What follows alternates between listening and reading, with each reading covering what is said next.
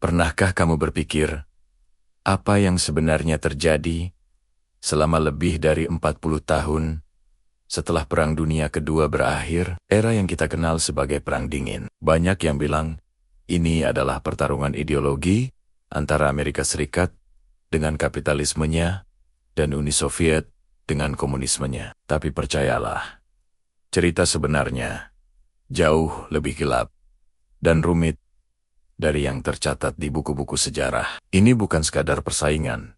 Ini adalah permainan catur global, di mana pionnya adalah nyawa jutaan manusia, dan setiap langkahnya diselimuti kabut rahasia. Setelah kehancuran Perang Dunia Kedua, dunia tidak lantas damai.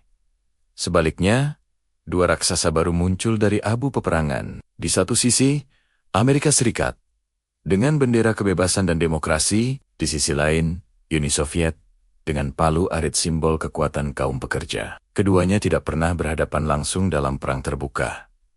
Makanya, disebut dingin. Tapi, di balik layar, suasananya jauh dari dingin. Dunia hidup dalam ketakutan konstan, di bawah bayang-bayang bom atom, senjata pemusnah massal yang bisa melenyapkan peradaban dalam sekejap. Perlombaan senjata nuklir menjadi menu utama era ini. Setiap kali Amerika menguji coba bom hidrogen baru, Soviet akan membalas dengan yang lebih besar. Mereka terus menumpuk ribuan hulu ledak nuklir, cukup untuk menghancurkan planet ini berkali-kali lipat.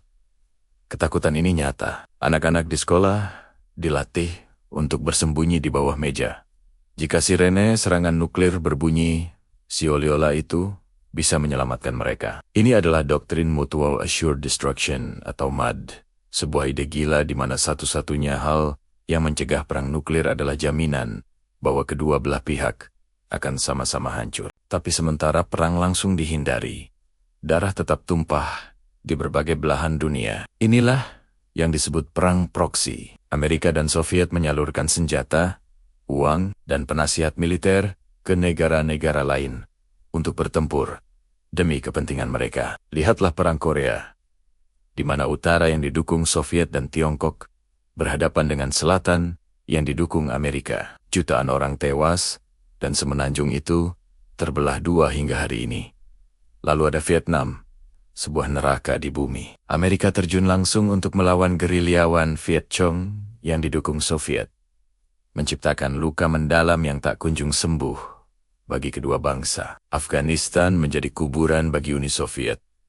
Perang brutal yang menguras sumber daya mereka dan melahirkan kelompok-kelompok militan yang dampaknya masih kita rasakan sekarang. Di tengah semua itu, ada satu momen di mana dunia benar-benar menahan napas. Oktober 1962, krisis rudal Kuba.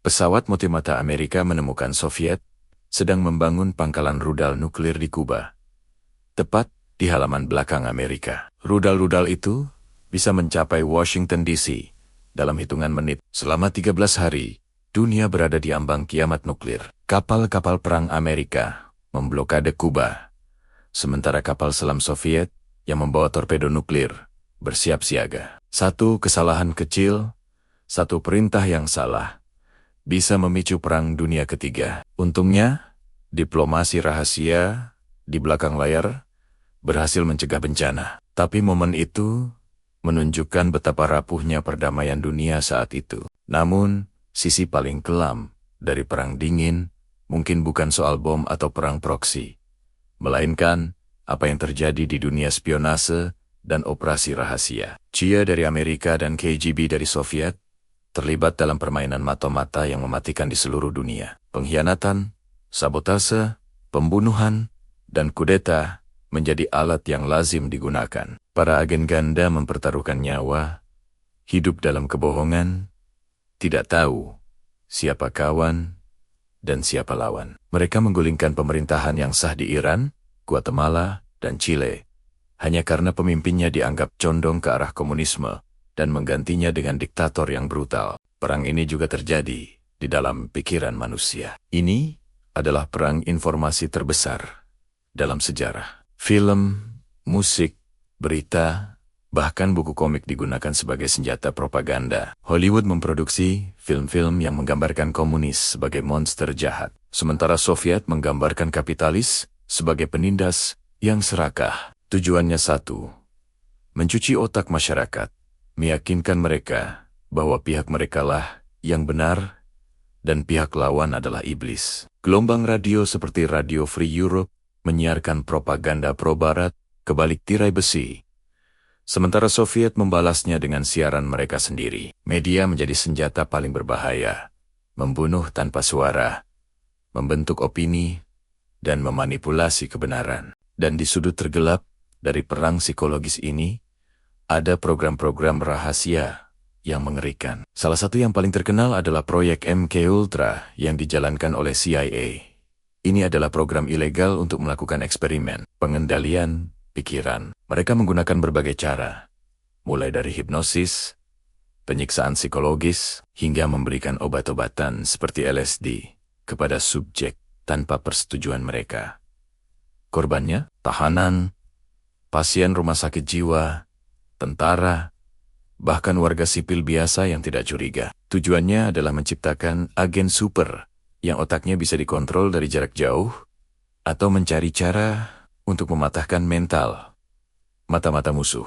Proyek ini sangat rahasia, dan ketika terbongkar pada tahun 70-an, sebagian besar dokumennya telah dihancurkan untuk menghilangkan jejak kejahatan mereka. Ini adalah bukti nyata betapa jauhnya sebuah negara bisa melangkah atas nama keamanan nasional. Warisan Perang Dingin masih sangat terasa hingga hari ini. Tembok Berlin memang telah runtuh dan Uni Soviet telah bubar. Tetapi perpecahan ideologis, ketidakpercayaan antar negara dan mentalitas kami versus mereka masih ada. Konflik-konflik yang dipicu oleh perang proksi masih membara di beberapa tempat. Senjata-senjata yang disebar ke seluruh dunia masih digunakan dalam perang sipil. Dan yang terpenting, bayang-bayang spionase dan campur tangan asing dalam urusan negara lain masih menghantui politik global. Perang Dingin adalah pengingat yang suram bahwa perang tidak selalu tentang ledakan dan tembakan. Kadang, perang yang paling merusak adalah yang terjadi dalam senyap, di koridor kekuasaan yang gelap, di laboratorium rahasia, dan di dalam pikiran kita sendiri. Sejarah ini mengajarkan kita untuk selalu bersikap kritis, mempertanyakan narasi resmi, dan menyadari bahwa di balik setiap konflik besar, seringkali ada cerita yang jauh lebih kelam yang tidak pernah diceritakan. Terima kasih sudah menyimak kisah kelam di balik sejarah ini. Jika kamu suka konten seperti ini, jangan lupa untuk like, komen, dan subscribe agar tidak